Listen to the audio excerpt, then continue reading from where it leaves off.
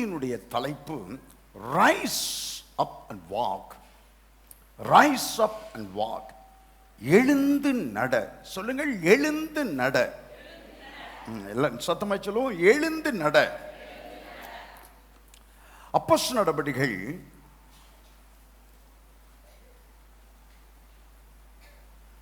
நடபடிகள் 3வது அதிகாரத்திற்கு திருப்பிக் கொள்வோம். அப்போஸ்தலர் நடபடிகள் 3வது அதிகாரத்திற்கு திருப்பிக் கொள்வோம். என்னோடு கூட சேர்ந்து 1 முதல் 10 வசனங்களை சத்தமாய் நீங்களும் வாசிக்க உங்களை நான் கேட்டுக்கொள்கிறேன். அப்போஸ்தலர் நடபடிகள் 164வது பக்கம், 3வது அதிகாரம், முதல் வசனத்திலிருந்து 10வது வசனம் வரைக்குமாக.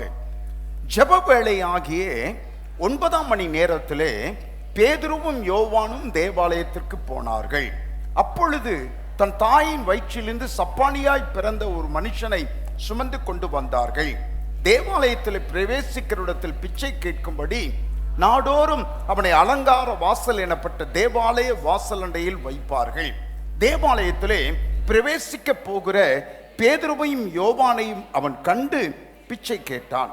பேதுருவும் யோவானும் அவனை உற்று பார்த்து, எங்களை நோக்கி பார் என்றார்கள். அவன் அவரிடத்தில் ஏதாகிலும் கிடைக்கும் என்று எண்ணி அவர்களை நோக்கி பார்த்தான். அப்பொழுது பேதுரு, வெள்ளியும் பொன்னும் என்னிடத்தில் இல்லை, என்னிடத்தில் உள்ளதை உனக்கு தருகிறேன், நசரேயனாகிய இயேசு கிறிஸ்துவின் நாமத்தினாலே நீ எழுந்து நட என்று சொல்லி வலது கையினால் அவனை பிடித்து தூக்கிவிட்டான். உடனே உடைய கால்களும் கரடுகளும் பலன் கொண்டது. அவன் குதித்து எழுந்து நின்று நடந்தான். நடந்து குதித்து தேவனை துதித்து கொண்டு அவர்களுடனே கூட தேவாலயத்துக்குள் பிரவேசித்தான். அவன் நடக்கிறதையும் தேவனை துதிக்கிறதையும் ஜனங்கள் எல்லாரும் கண்டு, தேவாலயத்தின் அலங்கார வாசல் அண்டையில் பிச்சை கேட்க உட்கார்ந்திருந்தவன் இவன்தான் என்று அறிந்து அவனுக்கு சம்பவித்ததை குறித்து மிகவும் ஆச்சரியப்பட்டு பிரமித்தார்கள்.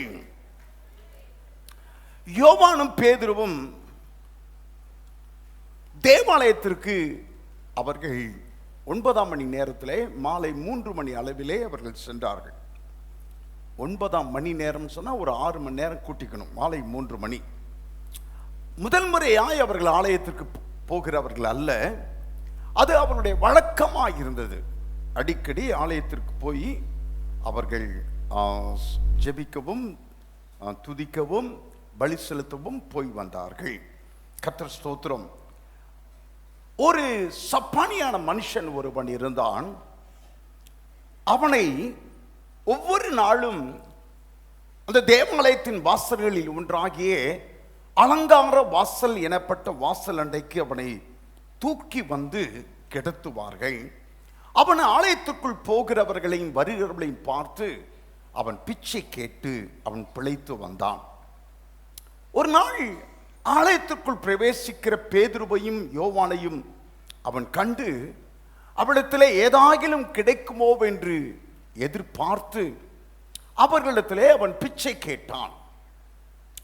அவர்கள் அதற்கு பேதுரு அந்த சப்பானியை பார்த்து, எங்களை நோக்கி பார், லுக் அட் அஸ், எங்களை நோக்கி பார் என்று சொல்லி, உடனே அவன் சரி ஏதோ பெருசா பேதுரு தரப்போகிறாரோ என்னவோ என்று சொல்லி எண்ணி பேதுருவை அந்த சப்பானி அவன் நோக்கி பார்த்தான்.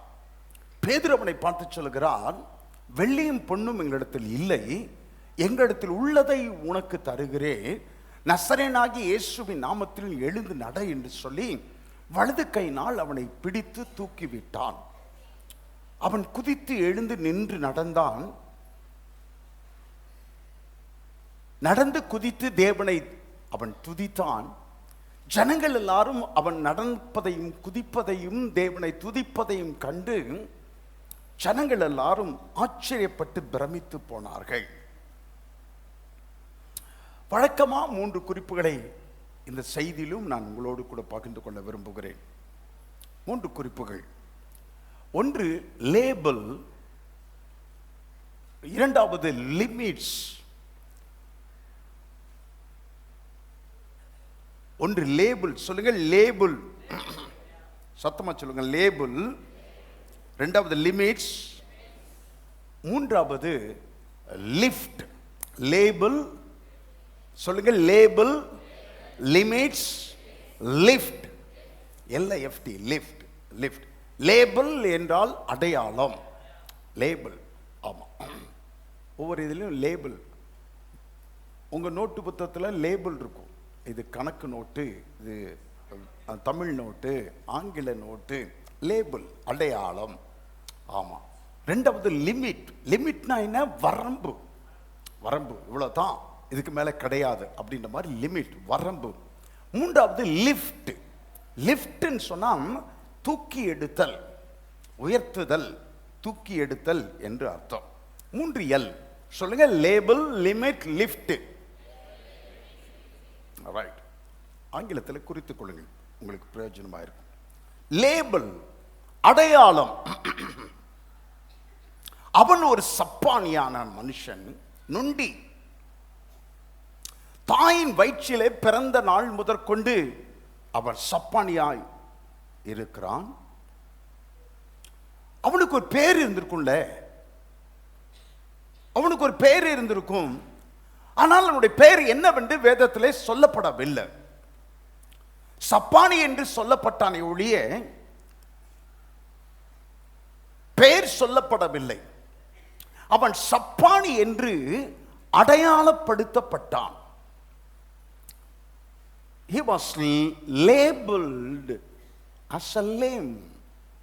அவன் சப்பானி என்று அடையாளப்படுத்தப்பட்டான். வேதத்திலே பேர் உடையவர்களும் இருக்கிறார்கள், பேர் இல்லாதவர்களும் சொல்லப்பட்டிருக்கிறார்கள். பேர் இல்லாதவர்களை குறித்தும் சொல்லப்பட்டிருக்கிறது, பேர் உடையவர்களை குறித்தும் சொல்லப்பட்டிருக்கிறது. ஒவ்வொரு பேரையும் சொல்லும் போதே ஒரு காரியம் உங்களுக்கு அடையாளமாக அது உங்களுடைய நினைவிற்கு வரும், அடையாளப்படுத்தப்படுகிறார்கள். ஆமா, ஒவ்வொரு நபரும் வேதத்திலே அடையாளப்படுத்தப்படுகிறார். லீதியாள், வேதத்திலே ஒரு ஸ்திரீக்கினுடைய பெயர் லீதியாள். லீதியாள் என்றால் என்ன அடையாளம், என்ன ஞாபகம் வரும் சொல்லுங்க? இல்ல, இன்னும் ரத்தாம்பரம் விற்கிற ஸ்திரீ. லீதியாள் என்றாலே ரத்தாம்பரம் விற்கிறவள் என்று அடையாளப்படுத்தப்படுகிறாள். பெரும்பாடுள்ள ஸ்திரீ, அவளுக்கு ஒரு பெயர் இருந்திருக்கும் பாருங்க, ஆனா பெயர் சொல்லப்படவே இல்லை. அவள் பெயர் என்னவென்று, அவள் சுகமானதுக்கு அப்புறமாகிலும் அவர் பெயர் இதுதான் சொல்லி சொல்லப்பட்டு இருக்கலாம். அவள் பெயர் சொல்லப்படவே இல்லை, சொல்லப்படல. மாறாக அவள் அடையாளப்படுத்தப்பட்டாள். என்ன அடையாளப்படுத்தப்பட்டாள்? பெரும்பாடுள்ள ஸ்திரீ என்று அடையாளப்படுத்தப்பட்டாள். பெரும்பாடுள்ள ஸ்திரீ, பெரும்பாடுள்ள ஸ்திரீ, woman of issue, ஆங்கிலத்தில் சொல்வாள் woman of issue. பெரும்பாடுள்ள ஸ்திரீ, பெரும்பாடுள்ள ஸ்திரீ என்று அடையாளப்படுத்தப்பட்டாள். கர்த்தர் ஸ்தோத்திரம். அப்போ அவளுடைய வியாதியை அடிப்படையாய் கொண்டு அந்த ஸ்திரீ அடையாளப்படுத்தப்பட்டாள். கர்த்தர் ஸ்தோத்திரம். டவுட்டிங் தாமஸ், சந்தேக தோமா, சந்தேகப்பட்ட தோமா, அப்படித்தானே இருக்கு. அவன் சந்தேகப்பட்ட, அவன் 12 சீசர்களிலே ஒருவர், பெரிய ஒரு தேவனுடைய அப்போஸ்தலர். இந்தியாவிற்கு வந்த 12 பேர்ல ஒருவர் இந்தியாவிற்கு வந்திருக்கிறார். அவர் தோமா. இந்தியாவிலே 1000-10,000ங்களை ரட்சிப்பிற்குள் நடத்தி நூற்றுக்கணக்கான தேவாலயங்கள் இந்தியாவில் எழும்புவதற்கு காரணமாயிருந்த ஒரு அப்போஸ்தலன். வல்லமையாய் பயன்படுத்தப்பட்டவர், வல்லமையாய் பயன்படுத்தப்பட்டவர். நெய்யாற்றங்கரையிலே, திருவனந்தபுரம் நெய்யாற்றங்கரையிலே அந்த ஆற்றிலே அவர் குளித்துக் கொண்டு இருக்கும் போது நம்பூதிரிகள், நம்பூதிரிகள்னா பிராமணர்கள், நம்பூதிரிகள் எல்லாம் வந்து அவர் ஏளனமாய் அவர் பேசி அவரோடு கூட தர்க்கம் பண்ணின பொழுது அவர் நம்பூதிரிகளை பார்த்து, நான் என்னுடைய கர்த்தருடைய நாமத்தில் செய்வதை நீங்கள் உங்களுடைய தெய்வத்தின் நாமத்தை சொல்லி செய்யுங்கள் பார்க்கலாம் என்று சொன்னார்களாம். அவர்கள் சவால் விட்டு இருக்கிறார்கள். அவன் அந்த நெய்யாற்றங்கரையில் ஆற்றி தண்ணீரை எடுத்து அப்படி கையில அள்ளி மேலே தூவினானாம். மேலே அந்த கையிலே அள்ளின இடம் அப்படி குழியாகவே கடைசி வரைக்கும் குழியாகவே இருந்ததாம். அந்த நம்பூதிரிகள் பார்த்து ஆச்சரியப்பட்டு போனார்கள். நிறைய அற்புதங்கள், நிறைய அற்புதங்கள். அதை வாசிக்கும் போதெல்லாம் அப்படியே மெய்சிலிருக்கும், மெய்சிலிருக்கும். அவ்வளோ அவ்வளோ அற்புதங்கள். அரண்மனையிலே அற்புதங்கள் செய்தார். மன்னருக்கு முன்பதாக, ராஜாவுக்கு முன்பதாக, திருவாங்கூர் ராஜாவுக்கு முன்பதாக அற்புதம் செய்தவர்.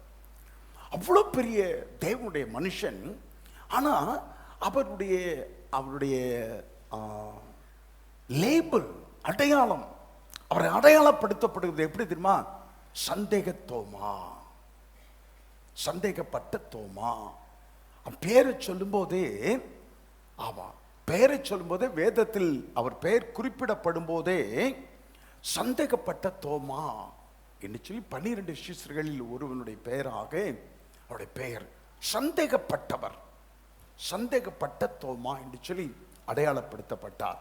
இன்னும் சொல்லிக்கொண்டே போகலாம். நாகமான், நாகமான் என்று சொன்னாலே குஷ்டரோகி அடையாளப்படுத்தப்படுகிறார். நாகமான் என்றாலே குஷ்டரோகி. அவன் சீரியாவின் படைத்தலைவர். பெரும் பெரும் யுத்தங்களை நடத்தி அந்த யுத்தங்களில் வெற்றி கண்டவன். மாபெரிய யுத்த வீரன் அவன், மாபெரிய யுத்த வீரன். அவன் யுத்தத்திற்கு போய் ஒரு முறை கூட தோற்று போனதே கிடையாதான், ஒரு முறை கூட தோற்று போனதே கிடையாது.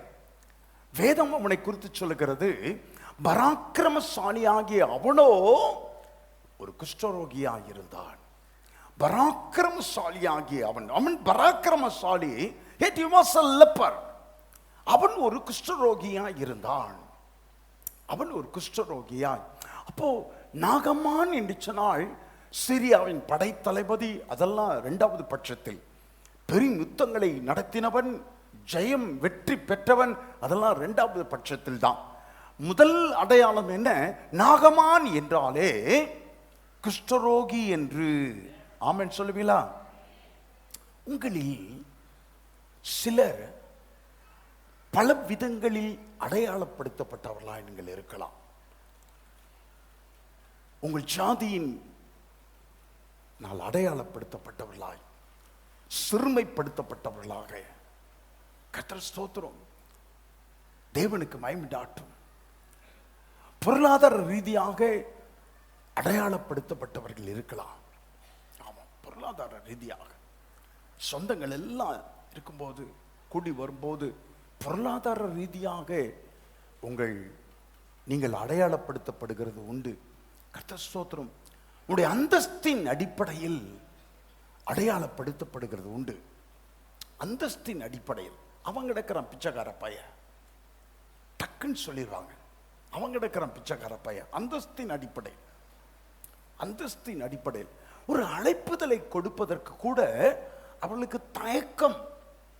தங்கள் வீட்டு விசேஷங்களுக்கு ஒரு அழைப்புதலை கொடுப்பதற்கு கூட தயக்கம். ஏன் தயக்கம்னு சொன்னா, அவன் பிச்சைக்காரன், அவன் பிச்சைக்கார பையன், என்ன 100 ரூபா வைப்பான், அதிகபட்சம் 100 ரூபா வைப்பான். அந்தஸ்தின் அடிப்படையில் அடையாளப்படுத்தப்படுகள் உண்டு. குடிகாரன், அவர் குடிகாரன் ஆச்சே, குடிகாரன். இன்னும் வாழ்க்கை நிலை நிமித்தமாக கணவன் இழந்தவள், அந்த பெண் மனைவியை இழந்தவன் சமுதாயத்திலே அற்பமாய் அடையாளப்படுத்தப்படுவது கிடையாது, துச்சமாய் எண்ணப்படுவது கிடையாது. ஆனால் கணவனை இழந்த ஒரு பெண் சமுதாயத்திலே அற்பமாய் எண்ணப்படுகிறாள், அடையாளப்படுத்தப்படுகிறாள், துச்சமாய் அடையாளப்படுத்தப்படுகிறாள். நான் கல்யாணத்தெல்லாம் அப்பா இல்லைன்னா சித்தப்பாவையோ பெரிய பாவையோ கையை பிடிச்சு கொடுக்கறதுக்கு நான் ஒரு கால் விரும்புவது கிடையாது. முதலாக திருநெல்வேலியிலே இந்த காரியத்தை என்னை பாராட்டி பல போதகர்கள் பேசினார்கள். ரயில்வேல வேலை செய்கிற ஒரு பெண், டிக்கெட் பரிசோதனை ஆபீசரா, அந்த பெண் ஆபீசரா இருந்தால் அவர்களுக்கு டிக்கெட் செக் பரிசோதகர்களுக்கு அவர் ஒரு அலுவலர். அந்த பெண்ணுடைய திருமணத்தை நடத்தும்படி கேட்டுக்கொள்ளப்பட்டேன். ரொம்ப கிராண்டாக நடத்துனாங்க. ரயில்வேல இருக்கிற எல்லா அதிகாரிகளும் வந்திருந்தார்கள். அப்போது அந்த பெண்ணுக்கு அப்பா இல்லைன்னு சொல்லி நான் அறிந்து கொண்டேன். ஆனால் அவங்க சித்தப்பா இருக்கிறாங்க. சித்தப்பாவும் ரயில்வேல ஒரு அதிகாரி. அவர் தான் பெண்ணோட கையை பிடிச்சி கொடுப்பாருன்னு சொல்லி சொன்னாங்க. நான் சொன்னேன், சித்தப்பா என்னைக்காச்சும் இந்த பிள்ளைக்கு ஏதாச்சும் வாங்கி கொடுத்துருக்காரான்னு கேட்டேன். இந்த சித்தப்பா என்னைக்காச்சும் படிக்க வைக்கிறதுல உதவி செஞ்சுருக்கிறாரான்னு கேட்டேன். அதெல்லாம் அப்படியெல்லாம் இல்லை, அதெல்லாம் இல்லைன்னு சொன்னாங்க. அப்புறம் எதுக்கு அவனுடைய கையை பிடிச்சி கொடுக்கணும், அவங்க அம்மா வர சொல்லுங்கன்னு சொன்னேன். அவங்க அம்மாவை மேடைக்கு அழைத்த உடனே அவங்க அம்மா அழுதாங்க. அவங்க அழுகிறத பார்த்து அவருடைய உடன் பிறந்தவர்கள் எல்லாரும் ஸ்டேஜில் அவங்க தாயை அழைத்த உடனே, அந்த விதவை பெண்ணை அழைத்த உடனே ஸ்டேஜில் அவர்கள் அழுகிறதை கண்டு உறவினர்கள் எல்லாரும் அழுதார்கள். என்னுடைய மனைவி அப்படியே அவர்களை சமாதானப்படுத்தினார். அவங்க கையை பிடிச்சி, மகளுடைய கையை பிடிச்சி மாப்பிள்ளை கையில் கொடுக்கறத அவனை பார்த்துட்டு எல்லாரும் பாராட்டினார்கள். சமுதாயத்தில் எதற்கு சொல்லுகிறேன்னு சொன்னால், சமுதாயத்தில் கணவனை இழந்தவள் அவள் மிகவும் அவள் அணுகப்படத்தகாதவளாக, தீட்டுப்பட்டவளாக. ஆமா, கைம்பெல்லாம் நல்ல வார்த்தைங்க, நல்ல வார்த்தை. மோசமான வார்த்தை எல்லாம் இருக்கு, கெட்ட வார்த்தை எல்லாம் இருக்கு. அடையாளப்படுத்தப்படுகிறாள். கர்த்தர் ஸ்தோத்திரம். உங்களுடைய வாழ்க்கையிலும் நீங்கள் ஏதோ ஒன்றினால் அடையாளப்படுத்தப்படுகிறது உண்டு. கர்த்தர் ஸ்தோத்திரம். சமுதாயம் உங்களை ஒரு விதத்தில் அடையாளப்படுத்துகிறது, பிசாசு உங்களை ஒரு விதத்தில் அடையாளப்படுத்துகிறது. ஆமென் சொல்வீங்களா? ஆமா. பிசாசு வரேன்னு அப்போ ராஜன்லாம் கிடையாது. அப்போ இன்னும் வேற ஒரு அசிஸ்டன்ட் பாஸ்டர் இருந்தார். கொஞ்சம் டீல் பண்ணுங்கப்பா, நான் இன்னும் மற்றவங்களுக்கும் ஜெபம் பண்ண வேண்டியிருக்கு, இவங்களுக்காக ஜெபம் பண்ணுங்கன்னு சொல்லிட்டு அசிஸ்டன்ட் பாஸ்டர் எங்கன்னு சொல்லி கூப்பிட்டேன். அசிஸ்டன்ட் பாஸ்டர் எங்கன்னு சொல்லி வர சொல்லுங்கன்னு சொல்லிட்டு கேட்டேன். அவர் வேற ஒரு காரியமாக இருந்தபடினாலே அழைக்க போய்விட்டார்கள். உடனே நான் பார்க்குறேன்ட்டு ஒரு விசுவாசி வந்தார்பார். ஒரு விசுவாசி வந்து இயேசுவின் நாமத்தினாலேன்னு சொல்லிட்டு போ பிசாசுன்னு சொன்ன. போல குடிகாரப்பாயில அவ்வளோதான், சைக்கிளை எடுத்துட்டு பறந்துட்டார், வீட்டுக்கு பறந்துட்டார். அதுக்கப்புறம் சாங்கிற வரைக்கும் ஒரு நாள் கூட ஜெபிக்கிற அந்த இடத்துக்கு முன்னால வரதே கிடையாது. சாகிற வரைக்கும் வரது கிடையாது. பிசாசு ரொம்ப அப்படியே பச்சையா சொல்லிச்சு, போல குடிகாரப்பாயில என்ன விரட்ட வந்துட்டான். பிசாசு அடையாளப்படுத்தப்படுகிறான். சமுதாயம் உங்களை அடையாளப்படுத்துகிறது. ஆனா கர்த்தர் இப்படி அடையாளப்படுத்துகிறார் தெரியுமா? கர்த்தர் அடையாளப்படுத்துகிறதே ரொம்ப ஆச்சரியமான ஒரு காரியம். ஆமென் சொல்வீங்களா? ஆமா. 1 கொரிந்தியரில் வாசிக்கிறோம். 1வது அதிகாரத்திலே 1 கொரிந்தியர் 1வது அதிகாரத்தை வாசித்து பாருங்கள். 2வது வசனத்தை வாசித்து பாருங்கள். 1 கொரிந்தியர் 1வது அதிகாரம் 2வது வசனம். கொரிந்தியர்களே, கிறிஸ்து இயேசுவுக்குள் பரிசுத்தமாக்கப்பட்டவர்களாயும் பரிசுத்தவான்களாகும்படி அழைக்கப்பட்டவர்களுமாய் இருக்கிற தேவனுடைய சபைக்கு. தேவனுடைய சபையிலே 2 வகையான ஜனங்கள் இருக்கிறதை பவுல் சொல்லுகிறார். பரிசுத்தவான்களாய் மாற்றப்பட்டவர்கள், பரிசுத்தவான்களாக்கப்பட்டவர்கள். 2வது பரிசுத்தவான்களாம்படிக்கு அழைக்கப்பட்டவர்கள். ஆமென் சொல்வீங்களா? ஆமா. இயேசு கிறிஸ்துவை ஏற்றுக்கொண்டு சபைக்கு வந்த உடனே கர்த்தர் நம்மை பரிசுத்தவான்களாக மாற்றிவிட்டார். சிலர் இப்பதான் வந்துகிட்டு இருக்கிறீங்க, அல்லது சிலர் இன்னும் சில பாவத்தை விடுறது கிடையாது. நான் சொல்றது உங்களுக்கு புரிஞ்சுக்குவேன்னு நினைக்கிறேன். ஆமா, யாருக்கு புரியணுமோ அவங்களுக்கு கண்டிப்பா புரியும். ஆமா, சில காரியத்தை விடுறதே கிடையாது. சில காரியம் மறைஞ்சு மறைஞ்சு இருக்கும். ஆமா, பாவத்துக்கு செத்தவன் தான் ஞானஸ்தானம் எடுக்க முடியும். பாவத்துக்கு சாகணும், பாவத்துக்கு சாகணும். ஆமா, பாவத்துக்கு சாகணும், செத்தாதான் அடக்கம் பண்ண முடியும். உயிரோடு இருந்து அடக்கம் பண்ண உயிர் போகல அப்படின்றதுக்காக பார்த்துக்கிட்டே. போன வாரத்தில் கேரளா போயிருந்தோம். அங்கே ஒரு 95 வயசு பாட்டியை பார்த்தோம். 95 வயசு பாட்டி கடையில் இருக்கிறாங்க. ஜோமன்னா கையெடுத்து தட்டி விடுறாங்க. நல்ல ஒரு பரிசுத்தவாட்டி, அபிஷேகம் பெற்ற ஸ்திரீ. ஆனால் நினைவெல்லாம் இழந்துட்டாங்க. 95 வயசு. அவங்க இனிமே எழுந்து வந்து ஒரு பிரயோஜனம் கிடையாது. அவன் ஒரு பிரயோஜனம் கிடையாது. அப்படியே கருவாடு மாதிரி இருக்கிறாங்க. வெளுத்த கருவாடு மாதிரி இருக்காங்க. 95 வயசு. சரி, உயிர் போக மாட்டேங்கிறதுக்காக ஜோமண்ணி எல்லாம் சேர்ந்து ஒரு மீட்டிங் வச்சு ஜோமண்ணி குழியை தோண்டி அப்படியே வச்சு 2 சட்டி மண்ணை போட்டாவே முடிஞ்சிடும். 2 சட்டி மண், முழுக்க கல்லறையை மூடணும்னு அவசியம் இல்லை. 2 சட்டி மண்ணை அவங்க மேலே போட்டாவே முடிஞ்சிடும். செய்யலாமா? செய்ய முடியாது. செத்து போனா தான் ஆமாம் அடக்கம் பண்ணணும். சில பேர் ஞானஸ்தானம் எடுத்துட்டும் சாகாம இருக்காங்க. அப்பப்போ தலை தூக்கும். நான் போபாலில் இருக்கும்போது ஒரு நாய் வளர்த்தேன். எனக்கு நாய்னா ரொம்ப பிடிக்கும். நாய் வளர்த்தேன். அந்த வரவங்க எல்லாத்துட்டையும் சொல்லுவேன், நான் என்ன சொல்கிறேனோ அதை கேட்குன்னு சொல்லிட்டு, என்ன சொல்கிறேனோ அதை கேட்கணும். அப்படியா? பிளாக்கி மர்ஜாவ்னா செத்துப்போன்னு அர்த்தம். பிளாக்கி மர்ஜாவ் அப்படின்னோடனே டப்புன்னு கீழே விழுந்துடும். கண்ணெல்லாம் மூடிக்கிட்டு அப்படியே செத்து போன மாதிரியே இருக்கும். டே பாஸ்டர், என்ன பாஸ்டர் நீங்கள் சொன்னோடனே செத்து போயிடுச்சேன் அப்படின்னு. தேங்க்யூ.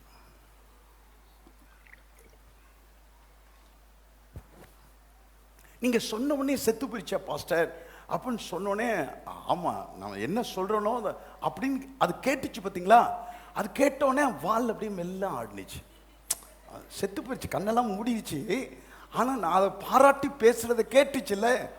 ஆமாம், கேட்டோடனே அதுக்கு ரொம்ப சந்தோஷம். வாழை மெல்ல அப்படியே நிறைய விசுவாசிகள் அப்படியே கண்ணெல்லாம் மூடிடுச்சு. அதெல்லாம் தெரியுது. ஆனால் அப்பப்போ என்ன செய்யுது? வால் மாத்திரம் ஆடுது. அப்போ அதுக்கு தான் பவுல் சொல்லுகிறாரு, ஒரு கூட்டம் பரிசுத்தவான்களாய் அழைக்கப்பட்டவர்கள், இன்னொரு கூட்டம் பரிசுத்தவான்களாகும்படிக்கு இன்னும் ஆகல.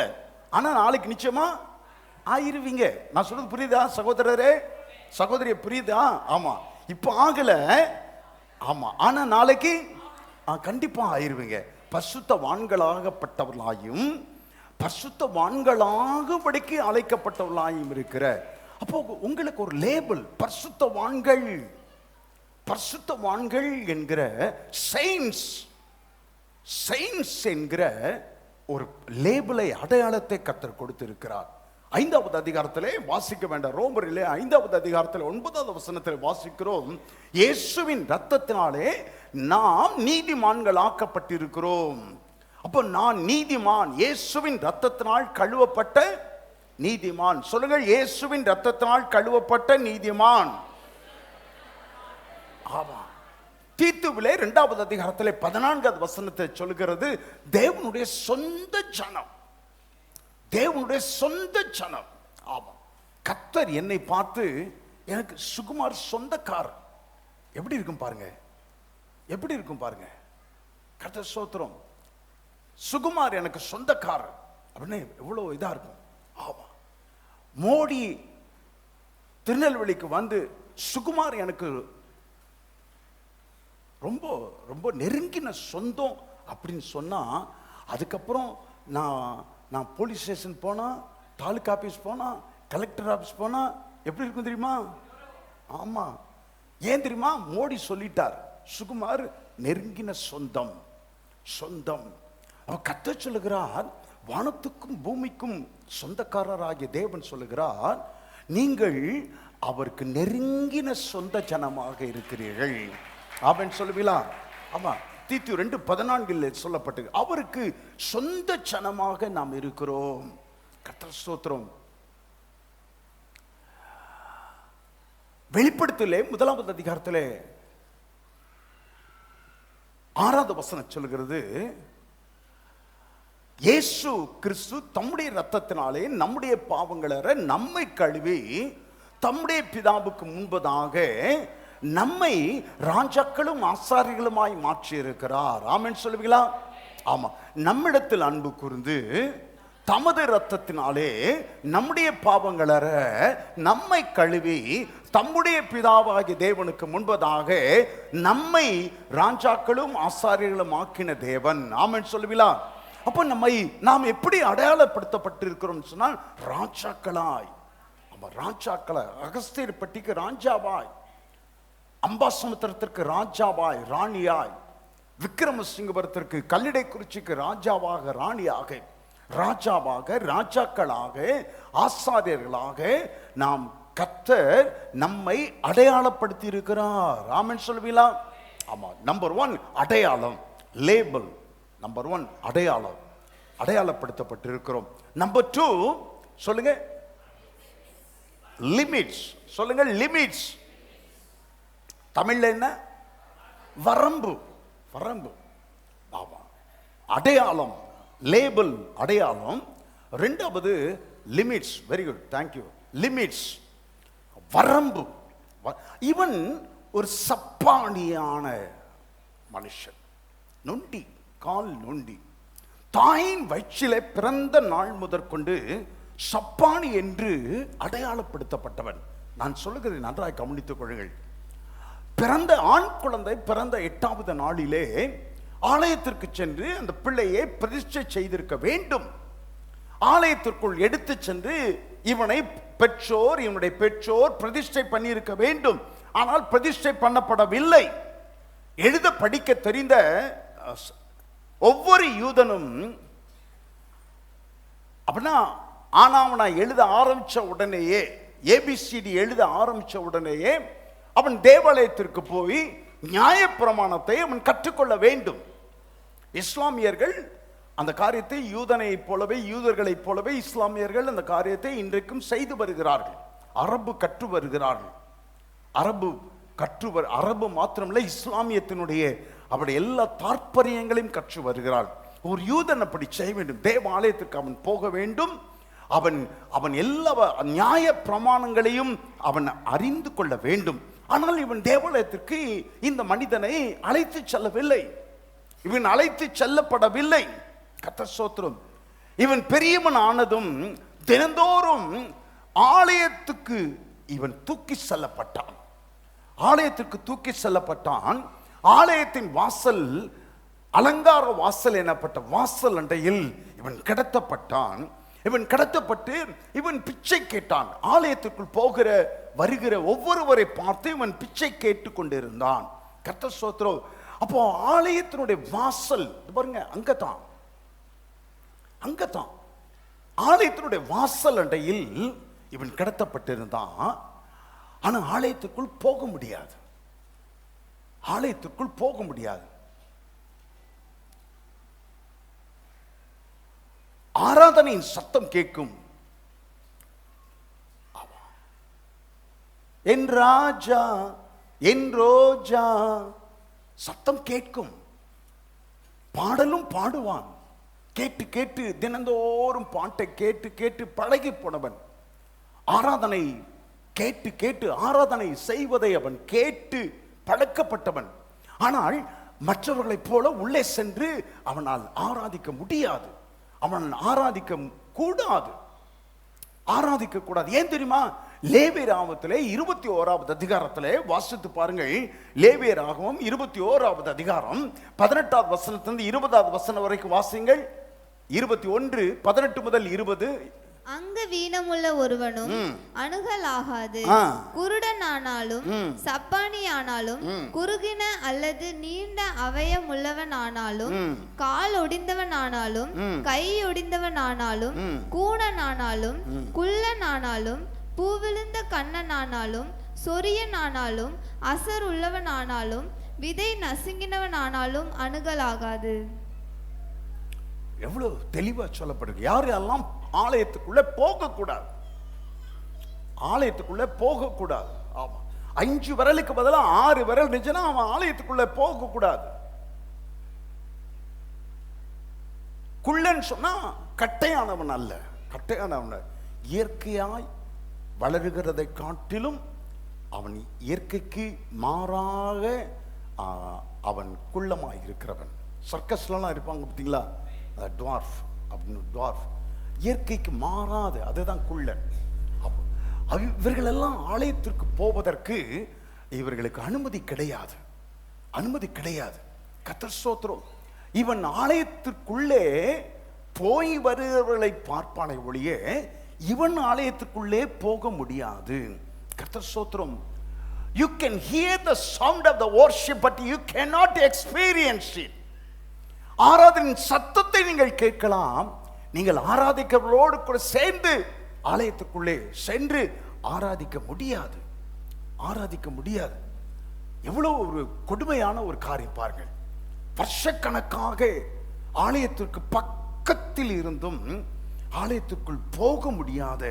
கர்த்தர் ஸ்தோத்திரம். அப்படியே ஆலயத்திற்குள் இருக்கிற சாம்பிராணி வாசனை எல்லாம் அப்படியே கம கம கம கமன்னு அப்படி தெருவெல்லாம் அடிக்கும். இவனுக்கு ஆலயத்திற்கு வெளியே இருக்கிற சாம்பிராணி வாசம், தூப வர்க்கங்களின் மனம் அப்படியே மூக்க தொலைக்கும். ஆனா இவன் ஒரு நாள் கூட தூப வர்க்கம் செலுத்த முடியாது. உள்ளே போய் இவன் கர்த்தருக்கு தூப வர்க்கத்தை செலுத்த முடியாது. தூப கலசங்களை எடுத்து தூப வர்க்கத்தை செலுத்துவதற்கு இவன் எதுவும் செய்ய முடியாது. கர்த்தர் ஸ்தோத்திரம்.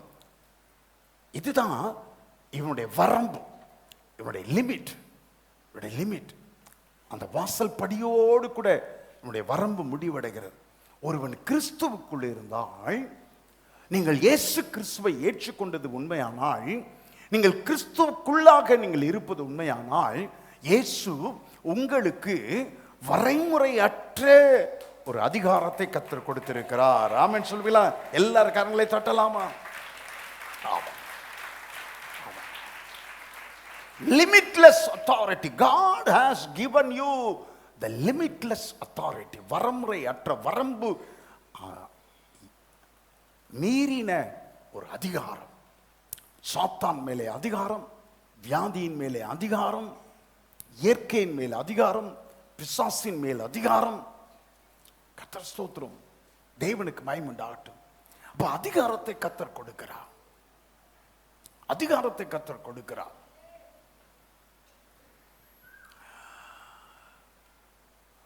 சமுதாய கட்டடம், பிள்ளைமார் சமுதாய கட்டடம் போர் போடணும்னு சொல்லி அவங்க தண்ணீர் பார்த்தப்போ, தண்ணீர் பார்த்தவர்கள் எந்த இடத்திலும் தண்ணி இல்லவே இல்லைன்ட்டான். தண்ணி இல்லை, தண்ணி இந்த மனைக்குள்ளார தண்ணி கிடைப்பது கஷ்டம் சொல்லிட்டாங்க. ஒரு நாள் இடத்துல சொன்னார்கள். நான் சொன்னேன், நான் வரேன், நான் ஒரு நாள் வந்து நான் ஜெபம் பண்ணி ஒரு இடத்த காட்டுறேன்.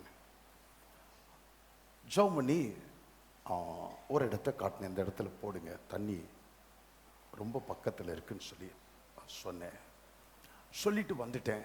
சொல்லிட்டு வந்துட்டு அதுக்கப்புறம் சூழ்நிலை, சந்தர்ப்ப சூழ்நிலை, போர் போட முடியல. இடையிலே மழை வந்து விட்டது. நான் குறித்து வைத்த இடம் மழை தண்ணீரில் அது அது அது கலைஞ்சிருச்சு, அது கரைஞ்சு போயிடுச்சு, அடையாளம் மறைந்து போய்விட்டது. மறுபடியும் கூப்பிட்டு, நீங்கள் தயவு செய்து அந்த போர் போடுகிறவரை அழைத்து நீங்கள் வரணும், எந்த இடத்துல நீங்கள் போடுறீங்களோ அந்த இடத்துல தான், ஏன்னா தண்ணியே கிடையாது, எந்த இடத்துல நீங்கள் போடுறீங்களோ அந்த இடத்துல நாங்கள் போர் போடுகிறோம்னு சொல்லி போர் போடுகிற அவர் அந்த மணி சார் வந்து என்னத்துல சொன்னார். நான் மறுபடியும் போனேன். மறுபடியும் போய் அந்த இடத்தை குறிப்பிட்டு கரெக்டாக அந்த இடத்துல ஊழியை வச்சு வெட்டி அந்த இடத்துல சொன்னாங்க. அந்த இடத்துல போர் போட்டாங்க. போர் போட்ட ஒரு 2 மணி நேரத்தில் எனக்கு ஃபோன் பண்ணி சொன்னாங்க, சார், பாஸ்டர் சார், ஆமாம், தண்ணியே இல்லைன்னு சொன்ன இடத்துல ஒரு 52 அடியில் நல்ல தண்ணி, போதுமானதுக்கு மேலான நிலையில் தண்ணி வருதுன்னு சொன்னாங்க. நான் என்ன சொல்லுகிறேன்னு சொன்னால், அழைத்தவர்கள் எல்லாம் இயேசுவை ருசிக்காதவர்கள். அவர்களுக்கு முன்பதாக தேவன் அவருக்கு கொடுத்த அதிகாரத்தை என் மூலமாய் கர்த்தர் வெளிப்படுத்த விரும்புகிறார். ஆமென் சொல்வீங்களா? ஆமா. ஆழத்தின் ஊற்றுக்கண்கள் திறக்கப்படுவதாக. ஆமென் சொல்வீங்களா? அதிகாரம். ஆமா, இயற்கையின் மேல் அதிகாரம். ஊற்றுக்கண் திறக்கப்படும்னா திறக்கப்பட்டுத்தான் ஆகணும். கர்த்தர் ஸ்தோத்திரம். திறக்கப்படும். கர்த்தர் செய்வார். பிசாசின் மேலே, வியாதியின் மேலே அதிகாரம், மரணத்தின் மேலே அதிகாரம். 2-3 நாளைக்கு முன்னாடி சிமதிபுரம் ராணி ஒரு பெண்ணை அழைத்து வந்தார்கள். அவங்க பார்த்தோன்னே அதிர்ந்து போய்விட்டேன். அவங்க மேல மரண கலை வீசினது, மரண கலை காணப்பட்டது. ராணி சகோதரிட்ட சொன்னேன், வந்திருக்காங்களோ என்னமோ தெரியாது, அவங்க 3 அல்லது 4 நாள்ல இவங்க செத்து போயிடுவாங்க, இவங்க மேல மரண வாடை அடிக்குது, 3 அல்லது 4 நாள்ல. ஆனா நான் சொல்கிறேன், இயேசுவை நீ நம்பினீங்கன்னா 3-4 நாள்ல சாக வேண்டிய நீங்க சாக மாட்டீங்க. இன்னும் நாட்களை கர்த்தர் கொடுப்பார். கர்த்தரை விசுவாசிச்சீங்கன்னா மரணத்தின் மேலே அதிகாரம். ஆமென் சொல்வீங்களா?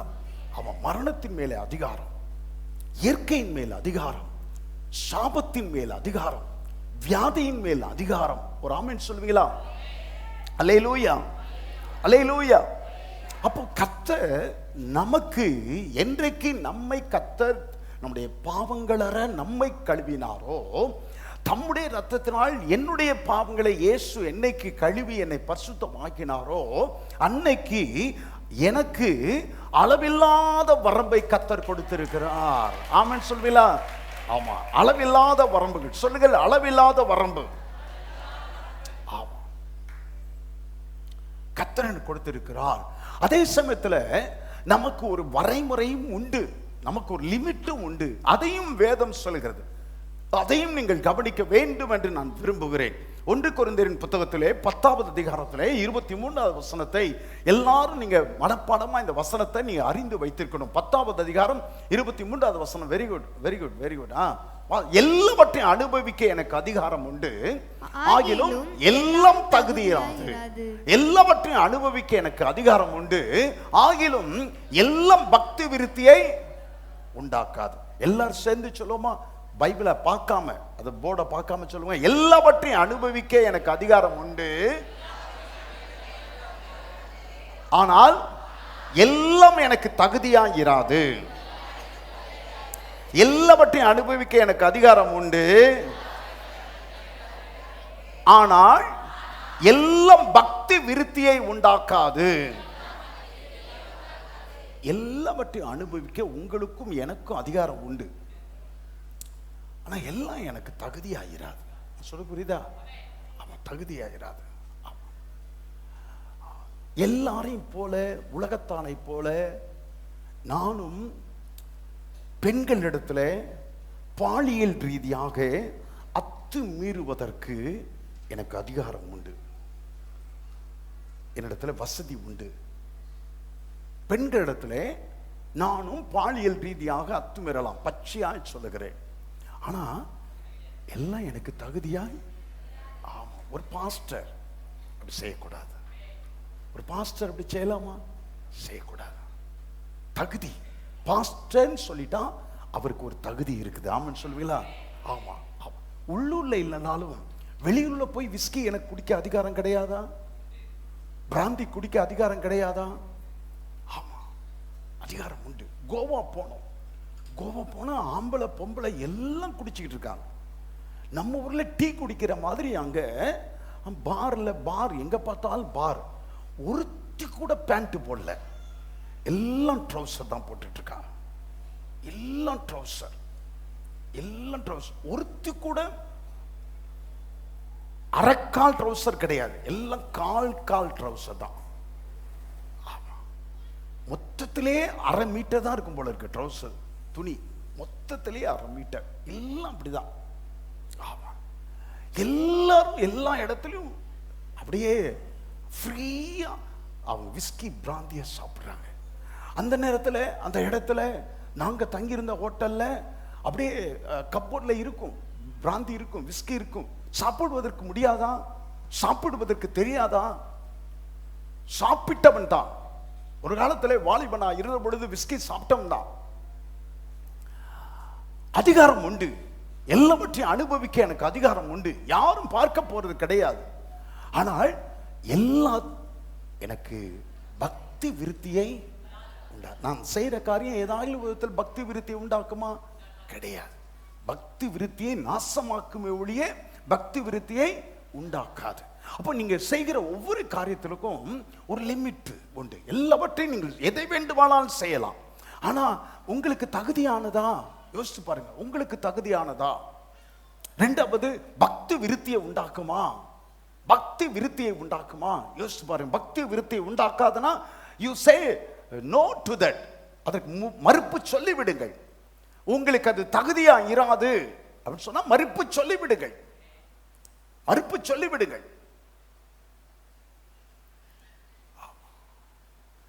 அப்படியே பார்த்துக்கிட்டே போவேன். எல்லா போஸ்டையும் பார்ப்பேன். எல்லா போஸ்டையும் பார்ப்பேன். அது எந்த போஸ்டராக இருந்தாலும், அரசியல் போஸ்டராக இருந்தாலும் சரி, சினிமா போஸ்டராக இருந்தாலும் சரி பார்ப்பேன். அது சின்ன பிள்ளையிலேருந்து அது பழக்கம். ஒரு நாள் எங்கள் பாஸ்டரோட திண்டுக்கல் போக வேண்டியிருந்துச்சு.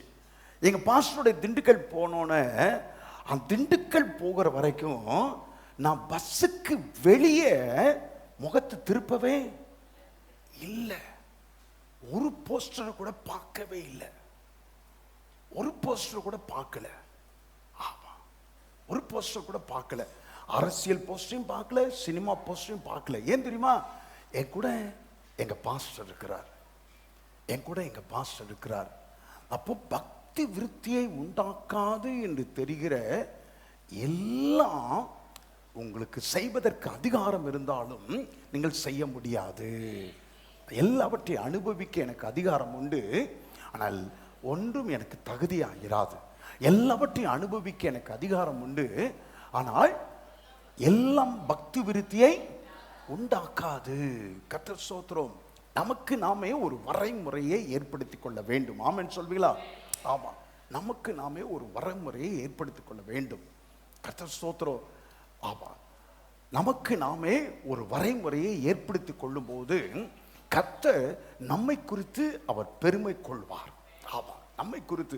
அப்போ தேவனுடைய யோசேப்புக்கு கவனிங்கள். யோசேப்புக்கு பைபிள் கிடையாது, சர்ச்சு கிடையாது, போதகர் கிடையாது. ஆனா தன்னோடு கூட கர்த்தர் இருக்கிறார்.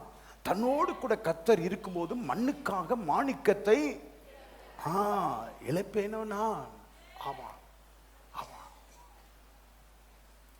நான் எனக்குள்ளே மாணிக்கம் வந்திருக்கிறார். எனக்குள்ளே மகத்துவம் உள்ள தேவன் பொக்கிஷமா எனக்குள்ளே அவர் வாசமாய் இருக்கிறார். அவர் வாசமாய் இருக்கும் போது அவருக்கு பிரியமில்லாத எந்த காரியத்தையும் நான் செய்ய மாட்டேன். அது எனக்கு தகுதியாயிராது. என்னோடு கூட இருக்கிறவர் பெரியவர், சர்வ வல்லவர் என்னோடு கூட இருக்கும்போது அவர் முகம் சொல்லிக்கிற எந்த காரியத்தையும் நான் செய்ய கூடாது, செய்ய முடியாது. யோசேப்பு அதைத்தான் செய்தார். வாலண்டியரா வந்தார். போத்திபாருடைய மனைவி வாலண்டியராய் அவளை விரும்பி வந்தாள். ஆனா அவன் தன்னுடைய வஸ்திரம் போனாலும் பரவாயில்லை என்று சொல்லி அவளை விட்டு அவன் ஓடி போனான். காரணம் தெரியுமா? தன்னோடு கூட இருக்கிற கர்த்தர் அவருக்கு பிரியமில்லாத எதையும், பக்தி விருத்தி இல்லாத எதையும் செய்ய முடியாது. ஆமென் சொல்வீங்களா? ஆமா, உங்களோடு கூட எத்தனையோ பேர் இந்த உலகத்தில் இருக்கிற சர்வ வல்லவர் உங்களோடு கூட தங்கி இருக்கிறான்னு சொன்னா அதுக்கு ஒரு தகுதி நீங்கள் உண்டாக்கி கொள்ள வேண்டும். ஆமென் சொல்வீங்களா? ஆமா, தகுதியற்ற எந்த ஒரு காரியத்தையும் செய்து உங்களிலே இருக்கிற பரிசுத்த ஆவியானவரை ஈனப்படுத்தக்கூடாது. ஆமென் சொல்வீங்களா?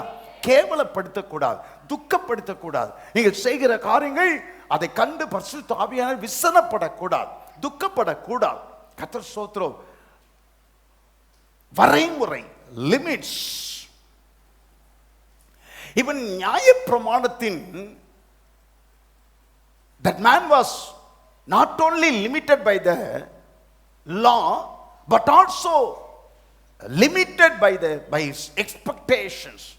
அவன் நியாயப்பிரமாணத்தினால் மாத்திரம் வரம்பு உட்பட்டவனாய் இல்ல, அதோடு கூட அவனுடைய எதிர்பார்ப்பு இருக்குதே, எதிர்பார்ப்பிலும் ஒரு வரம்புக்கு உட்பட்டவனாய் அவன் காணப்பட்டான். அவனுடைய எதிர்பார்ப்பு. வேதம் சொல்லுகிறது, தினந்தோறும் தேவாலயத்தின் வாசல், அலங்கார வாசல் என்னப்பட்ட வாசல் அண்டையிலே அவன் கிடத்தப்பட்டு தேவாலயத்திற்குள் போகிறவரிடத்திலும் வருகிறவரிடத்திலும் அவன் என்ன செய்தான்? பிச்சை கேட்டு கொண்டிருந்தான். பிச்சை கேட்டு, ஆம்ஸ் ஆம்ஸ், ஐயா பிச்சை, தர்மம், தர்மம் போட்டுறாதீங்க யாரும், தர்மம் ஐயா, தர்மம் ஐயா, தர்மம். அதற்குள்ளாக ஒவ்வொரு நாளும் அவன் வீட்டில இருந்து கொண்டு வந்த கொஞ்சம் காயின்ஸ் அவன் போடுவான். புரியுங்களா? அப்பதான் சத்தம் என்ன செய்யும்? பின்னால் இருக்கவங்களுக்கு கூட, ஆலயத்துக்கு போறவங்களுக்கு கேட்கும். சத்தத்தை கேட்டு அவனிடத்திலே இறக்கப்படுகிறவர்களிடத்திலே அவர்கள் போடுவார்கள். மற்ற in order to get their attention, அவருடைய கவனத்தை திசை திருப்பும்படிக்கு இவன் அந்த கப்பை அவன் குலுக்குவான், அவன் கலக்கு. அப்போ ஆலயத்திற்குள் போக இருந்த பேதுருவை யோவானை பார்த்து அந்த கப்பை குலுக்கலாம் பாருங்க. அந்த கப்பை குலுக்கணும்னு பேதுரு கப்பு குலுக்கிறான்னு சொல்லி திரும்பி பார்த்தான். திரும்பி பார்த்து அவனிடத்துல வந்தோடனே அவரிடத்தில் ஏதாகிலும் கிடைக்குமோ என்று மறுபடியும் கப்பை அவன் குலுக்கினான். அந்த பிச்சை பாத்திரத்தை அவன் குலுக்கினான். அதற்கு பேதுரு சொல்லுகிறார், எங்களை நோக்கி பார் என்று சொல்லுகிறார். ஆமென் சொல்லுவீங்களா? எங்களை நோக்கி பார்.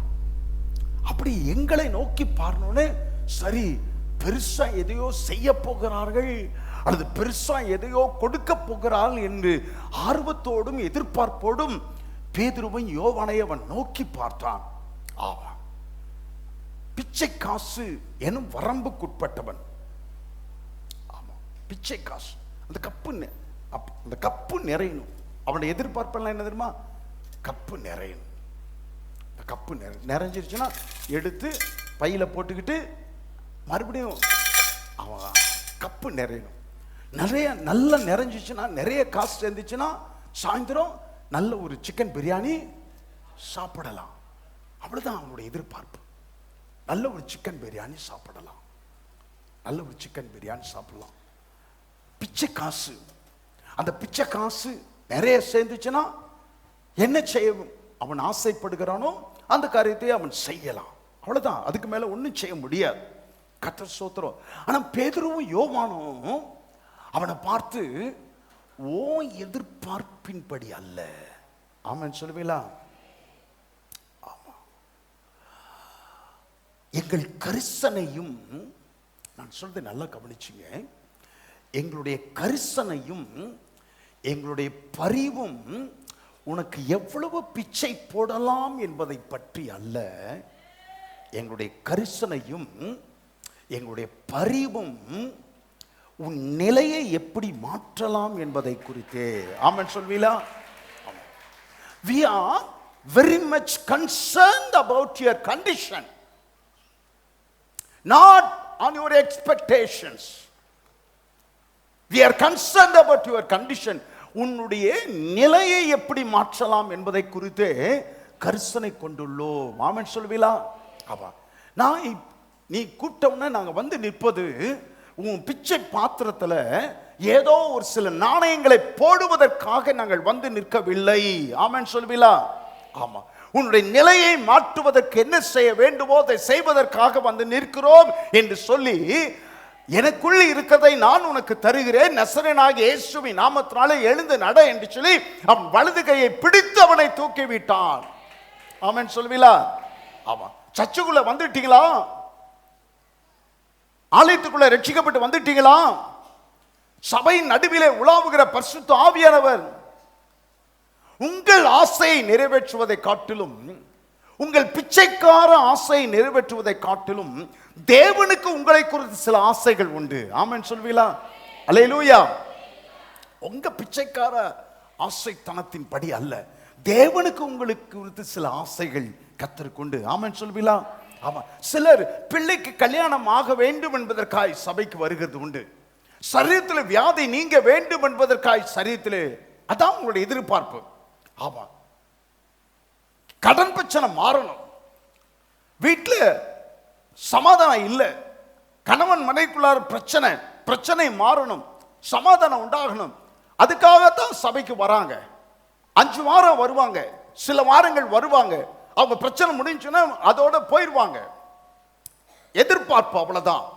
எதிர்பார்த்து வந்தாங்க, சுகத்தை எதிர்பார்த்து வந்தாங்க, சுகம் கிடைச்சிருச்சு, அவங்க சுகத்தை பெற்றுக்கொண்டு போய்விட்டார்கள்.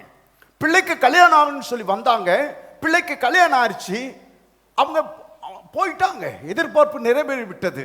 சுகப்பிரசவம் ஆகுன்னு சொல்லி வந்தாங்க, 2 வாரம் வந்தாங்க, 3 வாரம் வந்தாங்க, சுகப்பிரசவம் ஆயிருச்சு, ரைட், அவங்க போயிட்டாங்க. கடன் பிரச்சனை மாறணும்னு சொல்லி வந்தார்கள், கடன் பிரச்சனை மாறிவிட்டோடனே அவங்க போய்விட்டார்கள். அவங்களுடைய எதிர்பார்ப்பு முடிந்து விட்டது. ஆனா கர்த்தருக்கு உங்களை குறித்து சின்ன சின்ன பிச்சைக்காரத்தனமான ஆசை அல்ல. ஆமென் சொல்லுமா? அல்லேலூயா. ஆமா, நீங்கள் விரும்புவதை காட்டிலும் வேண்டிக் கொள்வதை காட்டிலும் மிகவும் அதிகமாய். ஆமென் சொல்லுவீங்களா? எபேசியர் வாசித்து பாருங்க, 3வது அதிகாரம் 20வது வசனம், அருமையான வசனம். எபேசியர் 3:20 வாசித்து பாருங்க ஏகமாய். 3:20 எபேசியர். நாம் வேண்டிக் கொள்வதற்கும் வேண்டிக் கொள்வதற்கும் நினைக்கிறதற்கும் மிகவும் அதிகமாய் மிகவும் அதிகமாய் நமக்குள்ளே கிரியை செய்கிற வல்லமையின்படியே கிரியை செய்கிற வல்லமையின்படியே உங்களுக்குள்ளே கிரியை செய்கிற ஒரு வல்லமை உண்டு. கர்த்தர் ஒரு வல்லமை வைத்திருக்கிறார் உங்களுக்குள்ளே, அது கிரியை செய்து கொண்டே இருக்கிறது. அது எப்படிப்பட்ட வல்லமைன்னு சொன்னா, நீங்கள் வேண்டிக் கொள்ளுகிற காரியங்கள் இருக்கிறதே, நீங்கள் வேண்டிக் கொள்ளுகிற காரியங்கள், நீங்கள் நினைக்கிற காரியங்கள், நினைக்கிற என்று சொல்லி தமிழிலே போடப்பட்டிருக்கிறது. ஆனா சரியான வார்த்தை, நீங்கள் திட்டமிடுகிற காரியங்கள் இருக்கிறதே, நீங்கள் திட்டமிடுகிறதை காட்டிலும், நீங்கள் ஜெபிக்கிறதை காட்டிலும் மிகவும் அதிகமாய் உங்களுக்குள்ளே கிரியை செய்கிற அவருடைய வல்லமையின்படியே. ஆமென் சொல்வீங்களா? ஆமா, உங்களுக்கு செய்ய வல்லவர். எப்படி செய்ய வல்லவர்? நீங்கள் ஜெபிக்கதை காட்டிலும் அதிகம் உங்களுக்கு செய்ய வல்லவர். நீங்கள் திட்டமிடுவதை காட்டிலும் உங்களுக்கு அதிகமாக செய்ய வல்லவர். இப்படியெல்லாம் நடத்தணும், கல்யாணத்தை இப்படி நடத்தணும், பிள்ளைங்களை இப்படி படிக்க வைக்கணும், இந்த மாதிரி செய்யணும், வீட்டை இப்படி கட்டணும், கர்த்தர் ஸ்தோத்திரம், ஒரு இடத்தை இப்படி வாங்கணும், ஒரு வாகனம் இப்படி வாங்கணும், ஒரு திட்டமிடுதல் இருக்குது. நீங்கள் திட்டமிடுவதை காட்டிலும் அதிகமாய். சொல்லுங்கள், அதிகமாய். சத்தமா எல்லாரும் சொல்லுங்க, விசுவாசத்தோடு, அதிகமாய். நான் ஜெபிப்பதை காட்டிலும் அதிகமாய், நான் திட்டமிடுவதை காட்டிலும் அதிகமாய், அதிகமாய் எனக்கு செய்ய வல்லவர், அதிகமாய் எனக்கு செய்ய வல்லவர். கரங்களை தட்டி கர்த்தருக்கு மகிமை செலுத்துமா? அவனுக்கு ஒரு எதிர்பார்ப்பு. பிச்சைக்காரனுடைய சப்பானுடைய எதிர்பார்ப்பெல்லாம் பிச்சை, பிரவேசிக்கிற இடத்துல, ஆலயத்தில் பிரவேசிக்கிற இடத்துல பிச்சை, அவனுடைய எதிர்பார்ப்பு அதுதான்.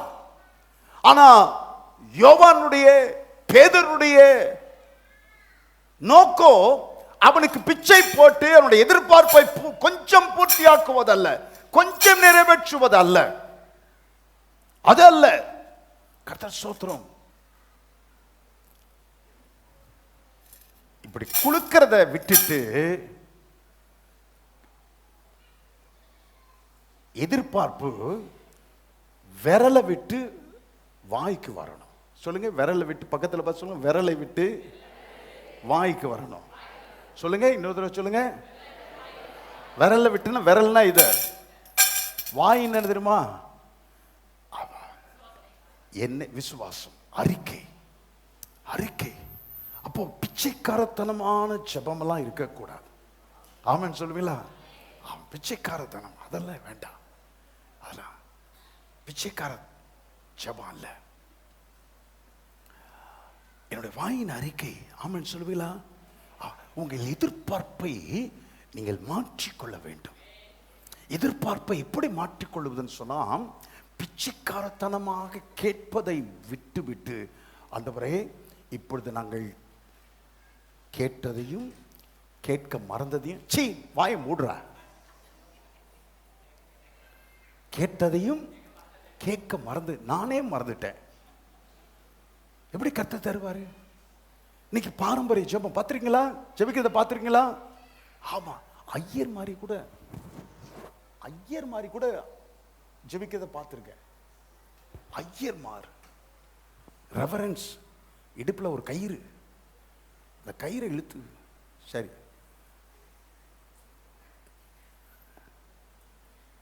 கேட்டதையும் கேட்க மறந்ததையும் 100 கடுகு, 1/4 கிலோ துவரம் பருப்பு,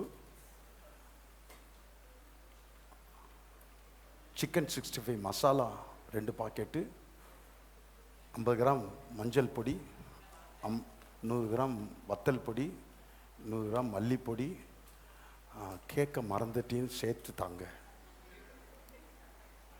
அப்படின்னா அவன் என்னை பற்றி என்ன நினைப்பான்? அவன் நானே மறந்துட்டேன், அவன் என்ன வேணும் என்ன ஆசைன்றதை நீயே மறந்துட்ட, அப்புறம் எப்படி உனக்கு அது தர முடியும்? நான் எவ்வளோ அது பிச்சைக்கார ஜெபம் பார்த்தீங்களா? இந்த நிலையை மாற்றி என் அறிக்கை மாற வேண்டும். கரங்களை தட்டி கர்த்தருக்கு மகிமை செலுத்துமா? அப்படியே தெளிவா பிள்ளைங்கள்லாம், வாலிப பிள்ளைங்கள்லாம் சொல்லுங்க, கர்த்தர் என்னை கீர்த்தியும் புகழ்ச்சியுமாக வைப்பார். நீங்க விசுவாசித்தீங்கன்னா உங்க வாழ்க்கை நடக்கும். சொல்லுங்கள், கர்த்தர் என்னை கீர்த்தியும் புகழ்ச்சியுமாய் வைப்பார். அப்படின்னா என்ன எதிர்பார்த்தோம்? சொந்தக்காரங்க எல்லாம் அவங்க கூடி வந்து பேசும்போது என்னை பற்றி பெருமையாய் பேசிக்கொள்வார்கள். உங்களை பற்றி பெருமையாய் பேசுவாங்களா? சாத்தியமா? சாத்தியம். கர்த்தருடைய வார்த்தை சொல்கிறது. என்னுடைய பிச்சைக்காரத்தனமான ஜபங்கள் எல்லாவற்றையும் விட்டு நான் அறிக்கை மாற்றிக்கொள்ள வேண்டும். ஆமென் சொல்லுவீங்களா? அல்லேலூயா, அல்லேலூயா. அப்படி மற்றவர்கள் சொந்தங்கள் எல்லாம் என்னை குறித்து பெருமையாய் பேசிக்கொள்ளத்தக்கதான நாட்கள் எனக்கு வருவதாக. விசுவாசிகள் எல்லாம் கரத்தை மேல் நோக்கி எனக்கு வருவதாக சொல்லுங்கள், எனக்கு வருவதாக. கர்த்தர் என்னை மிகவும் ஆசீர்வதித்திருக்கிறார் என்று நான் மற்றவர்களுக்கு முன்பதாக நான் ஆசையாய் தைரியமாய் சொல்வேனாக. அப்படிப்பட்ட நாட்கள் வருவதாக. கர்த்தர் என்னை ஆசீர்வதித்திருக்கிறார். சொல்லுங்கள், கர்த்தர் என்னை மிகவும் ஆசீர்வதித்திருக்கிறார். அவன் சீமானா இருக்கிறான் என்று மற்றவர்கள் என்னை குறித்து சொல்லும் நாட்கள் வருவதாக. சொல்லுங்கள், அவன் சீமானா இருக்கிறான் என்று என்னை குறித்து என் சொந்தங்களும் மற்றவர்களும் சொல்லும் நாட்கள் வருவதாக. அப்படின்னா என்ன தெரியுமா? அவன் சீமானா இருக்கிறான்னு சொன்னா என்ன தெரியுமா அர்த்தம்? நான் இல்லாத இடத்துல என்னை பற்றி மற்றவர்கள் இப்போ அவன் நல்லா இருக்கிறான். ஆமென் சொல்லுவீங்களா? இப்போ அவ நல்லா இருக்கிறா. நல்லா அந்த சபைக்கு போனா, வேதத்துக்கு போனா, அதுல இருந்து இப்ப நல்லாவே ஆமா இருக்கிறான். இதுதான் அவன் ஆஸ்வாதமா இருக்கிறான் என்று என்னை குறித்து மற்றவர்கள் சொல்வார்களாக. ஆமென் சொல்லுவீங்களா? ஆமா, என்னை குறித்து மற்றவர்கள், என்னுடைய அறிக்கை மாறுவதாக, என்னுடைய எதிர்பார்ப்புகள் மாறுவதாக. சின்ன சின்ன காரியங்களே அல்ல. ஆண்டவரிடத்துல, ஆண்டவரே உமக்காக நான் வைராக்கியமாய் நிற்கிறேன், ஆண்டவரே உமக்காக நான் வைராக்கியமாய் நிற்பேன், ஆண்டவரே எனக்காக நீர் வைராக்கியம் கொண்டு பெரிய காரியங்களை செய்வீராக. ஆமென் சொல்லுவீங்களா? நான் கர்த்தருக்கு வைராக்கியமாய் நிற்கும் போது கர்த்தர் என் பட்சத்தில் என் மேலே வைராக்கியம் கொண்டு என் சொந்தக்காரங்க மத்தியிலே, என்னுடைய ஜாதிகள் மத்தியிலே, என்னுடைய சொந்த ஜனங்கள் மத்தியிலே அவர் எனக்காய் அவர் பெரிய காரியங்களை செய்வார். ஆமென் சொல்லுவீங்களா? Labels, limits and lift. Labels அடையாளப்படுத்துதல். சொல்லுங்கள், அடையாளம். இரண்டாவது வரம்பு. சொல்லுங்கள், வரம்பு. மூன்றாவது உயர தூக்கி விடுதல். சொல்லுங்கள், உயர தூக்கி விடுதல். லேபிள். சொல்லுங்கள், லேபிள், லிமிட்ஸ், லிஃப்ட். ஆமா, அடையாளம், வரம்பு, உயர தூக்கி விடுதல். ஆமா, பேதுரு தன்னுடைய வலது கையை நீட்டி அவன் கையை பிடித்து அவனை தூக்கிவிட்டான். அவனை தூக்கிவிட்டான். வலது கரம் அதிகாரத்தை குறிக்கிறது, வலது கரம் வல்லமையை குறிக்கிறது, வலது கரம் விசுவாசத்தை காட்டுகிறது. அவன் குதித்து எழுந்து நின்று நடந்தான். நடந்து குதித்து தேவனை மகிமைப்படுத்தினான். ஆமென் சொல்வீங்களா? சப்பான் இப்பொழுது இது நாள் வரைக்கும் தாயின் வயிற்றிலே பிறந்த நாள் முதற்கொண்டு சப்பானி என்று அடையாளப்படுத்தப்பட்டவன் இப்பொழுது நடக்கிறான், நிற்கிறான், குதிக்கிறான், துதிக்கிறான். ஆமென் சொல்வீங்களா? ஒரு நாள் நின்றது கிடையாது, ஒரு நாள் குதித்தது கிடையாது, ஒரு நாளும் கிடையாது. ஆனா இப்போ சப்பானி என்கிற அடையாளம் மாற்றப்பட்டு விட்டது. ஆமென் சொல்வீங்களா? பிச்சை கேட்டுக்கொண்டிருந்தான், பிச்சை கேட்டுக்கொண்டிருந்தான். இப்போ பேதுரு அவனை பிடித்து அவனை தூக்கி விட்டவனை நின்று நடந்து குதித்து அவன் குதித்து எழுந்து நின்று நடந்தான், குதித்து எழுந்து நின்று நடந்தான், நடந்து குதித்து தேவனை துதித்தான். அப்போ திரும்ப போய் அவன் இப்படியே இருப்பான், அப்படியே செய்வான், தூக்கி எறிஞ்சிருவான்.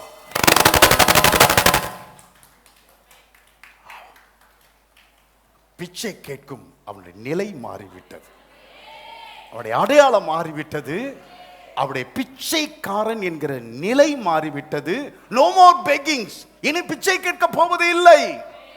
ஐயா தர்மம் தர்மம் தர்மம் என்று கேட்க போவது இல்லை. ஆமென் சொல்வீங்களா? அவன் பேச்சு மாறிவிட்டது, அவன் பேச்சு மாறிவிட்டது. ஐயா சாமி, ஐயா சாமி, சாமி தர்மம், நல்லா இருப்பீங்க சாமி. அவன் பேச்சு மாறிவிட்டது. ஆமென் சொல்வீங்களா?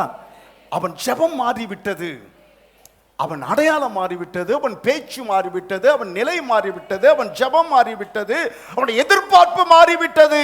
ஆமென் சொல்வீங்களா? இனி அவன் ஆலயத்திற்கு வெளியே அல்ல, ஆலயத்திற்கு வீட்டாரோடு கூட ஆலயத்திற்குள் செல்ல அவனுக்கு உரிமை பெற்று விட்டான். ஆமென் சொல்வீங்களா?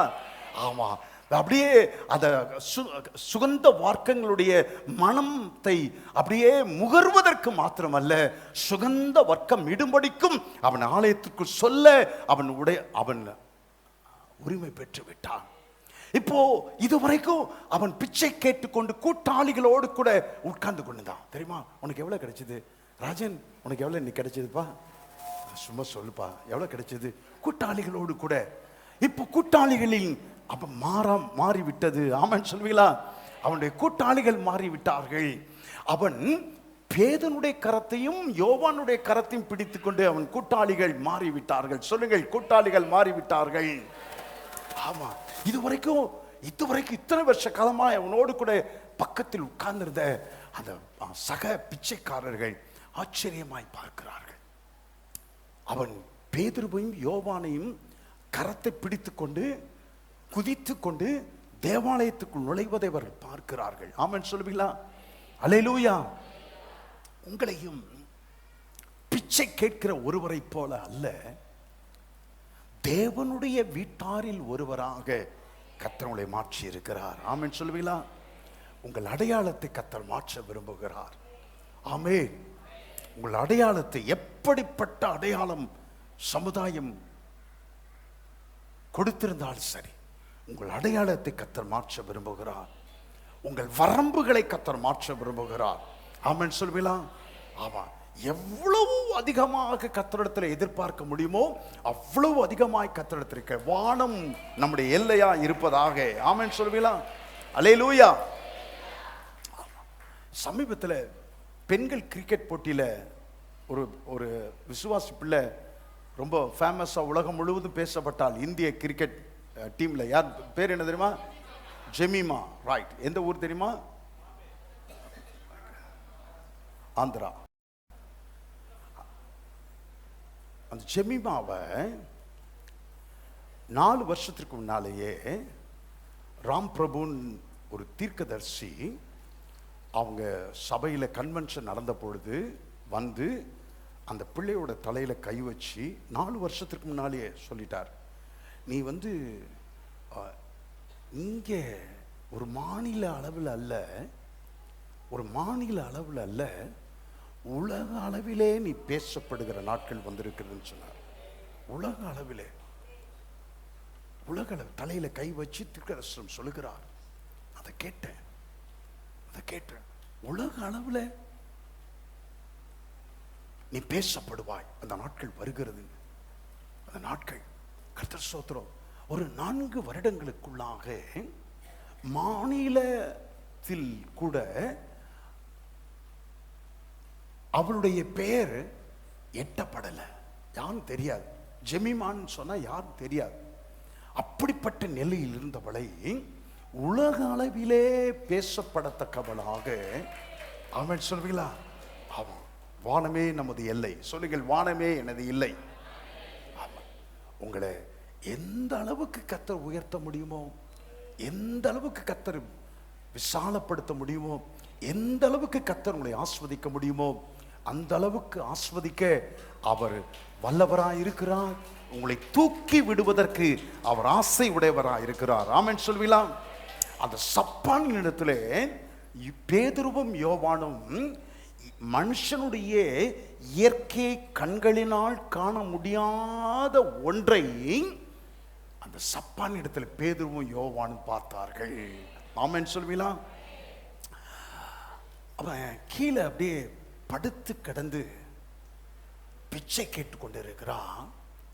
பேதுரு யோவானும் அவனை பார்க்கும்போது அவன் எழும்புவதையும் நிற்பதையும் குதிப்பதையும் தேவனை துதிப்பதையும் குதித்து கொண்டு தங்களுடைய கரத்தை பிடித்து கொண்டு ஆலயத்திற்குள் வருவதையும் ஆவிக்குரிய கண்களால் பேதுரு யோவான் பார்த்தார்கள்.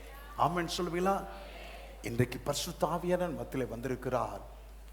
அவர்கள் பரிசுத்த ஆவியானவர் நீங்கள் பார்க்கிற வண்ணமாக அல்ல, உங்களிலே ஆவிக்குரிய இயற்கை கண்களால் காண முடியாத ஒரு நிலையை ஆவியின் கண்களால் ஆவியானவர் காண விரும்புகிறார். ஆமென் சொல்வீங்களா?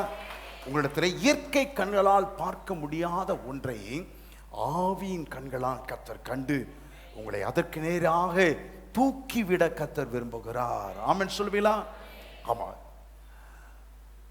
இயற்கையை கண்களால் காண முடியாத, உங்களால் புரிந்து கொள்ள முடியாத, காண முடியாத ஒரு எதிர்காலத்தை ஆவிக்குரிய கண்களால் கர்த்தர் கண்டு உங்களை உயர தூக்க விரும்புகிறார். ஆமென் சொல்வீங்களா? உங்களை தூக்கிவிட விரும்புகிறார். மற்றவர்கள் உங்களை பார்த்து ஆச்சரியப்படத்தக்க விதமாய் கர்த்தர் உங்களை தூக்கிவிட விரும்புகிறார். ஆமென் சொல்வீங்களா? அல்லேலூயா. ஆமா, நம்ம எல்லாரும் எழும்பி நின்று, இது செட்டைகளை விரிக்கும் காலம். படிப்போமா? செட்டைகளை உயர உயர உயர நான் பறப்பேன். சொல்லுங்கள், உயர உயர பறப்பேன். சொல்லுங்கள், எல்லாம் சொல்லுங்க, உயர உயர பறப்பேன். வாலிப பிள்ளைங்க உயர பறக்கணும் விரும்புறவங்க சத்தமா சொல்லுங்க, உயர உயர பறப்பேன். நான் பறப்பேன். இன்னும் உயர, இன்னும் உயர, இன்னும் உயர நான் பறப்பேன்.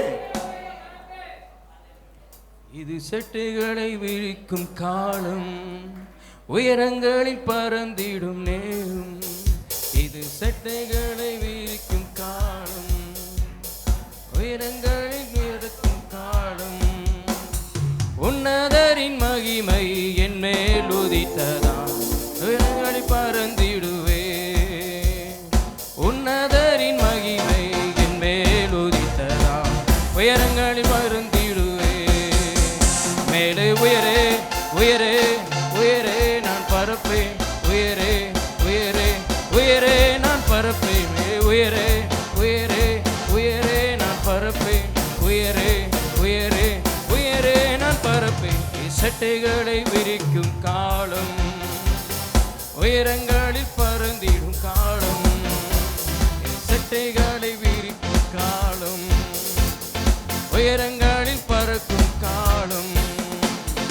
உன்னதரின் மகிமை என் மேல் உதித்ததாம், உயரங்களில் பறந்திடுவே. உன்னதரின் மகிமை என் மேல் உதித்ததாம், உயரங்களில் பறந்திடுவே.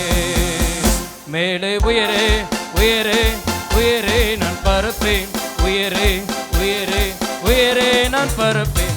உயரே உயரே உயரே நான் பறப்பேன். உயரே உயரே உயரே நான் பறப்பேன். உயரே உயரே உயரே நான் பறப்பேன். உயரே உயரே உயரே நான் பறப்பேன்.